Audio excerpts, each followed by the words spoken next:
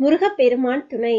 உலக ஞான தலைவன் முருகப்பெருமானே ஓலைச் சுவடிகள் மூலம் துறையூர் ஓங்காரக்குடியில் ஆசானுக்கு அருளிய அருள்வாக்கு. இந்த சுவடி வாசகங்களை பக்தியுடன் கேட்டால் கேட்கின்ற உங்களுக்கு ஞானம் சித்திக்கும், உங்களது துன்பம் எல்லாம் தீரும். இதை உங்களுக்கு தருகின்ற நாங்களும் புண்ணியம் பெறுவோம். கேட்ட நீங்களும் புண்ணியம் பெறலாம். நீங்கள் தொடர்ந்து கேட்டு வந்தால் எது பாவம் எது புண்ணியம் என்பதை தெரிந்து கொள்வீர்கள்.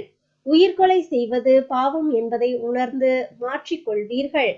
பாவ புண்ணியங்களை அறிந்து தெளிந்து நீங்கள் செய்த பாவங்களில் இருந்து விரைந்து விடுபட்டு உண்மை ஞானத்தையும் அடையலாம். துறையூர் ஓங்காரக்குடிலாசான் ஆறுமுக அரங்கமகா தேசிக சுவாமிகளுக்கு மகான் சுப்பிரமணியர் அருளிய ஞான அறிவுரை ஆசிநூல் பாகம் 1572.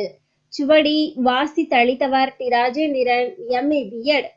ஓம் சரவண ஜோதியே நமோ நம. 18/1/2024 வியாழக்கிழமை.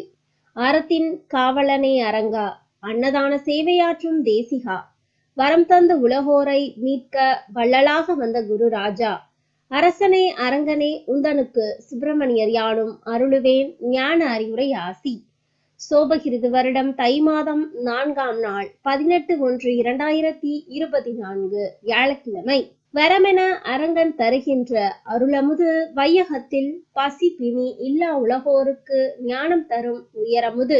அமுதினை உலகோர் அரசாலைகளாக உலகமெங்கும் நிறுவி ஆற்றல் பட தர்மம் வளர்த்து வர வகைப்பட அரங்கனை வணங்கி வையகத்தில் நடைபெறும் அனைத்து தர்மங்களுமே அரங்கன் ஆசிப்பட நடப்பதாலே அறிவிப்பேன். அனைத்து கிளை சங்கங்களுமே ஆற்றல் மிக்க ஞான சபைகளாக மாறி அகிலத்தில் அரங்கன் தேடுகின்ற ஞான யுக மாற்றத்தை அற்புதமாய் ஞான தலைமைகளை உருவாக்கும் மாற்றங்களையும் செய்து இனிதே மண்ணுலகில் அற்புதம் நிகழ்த்தக்கூடும்.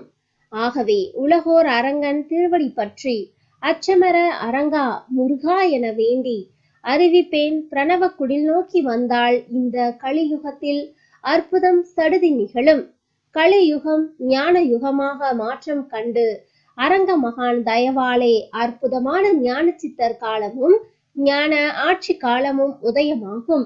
ஞான அறிவுரை ஆசி முற்றே சுபம்.